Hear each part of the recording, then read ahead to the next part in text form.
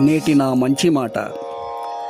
మంచి చెడ్డలు నేర్పించి మనిషి చేసి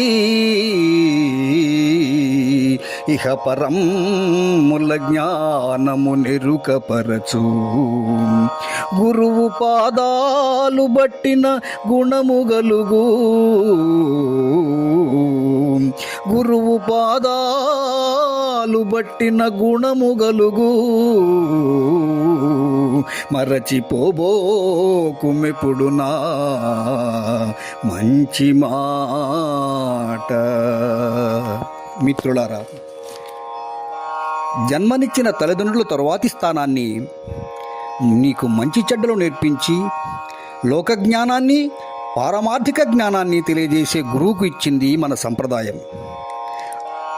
తల్లిదండ్రులు జన్మనిస్తే గురువు జ్ఞానభిక్ష పెట్టి పునర్జన్మ ప్రసాదిస్తాడు. అలాంటి గురువును ఆశ్రయించి, గౌరవించి, సేవించి జన్మను సార్థక్యం చేసుకోవాలి. అందుకే గురుర్బ్రహ్మ గురుర్విష్ణు గురుర్దేవో మహేశ్వర అంటుంది శాస్త్రం.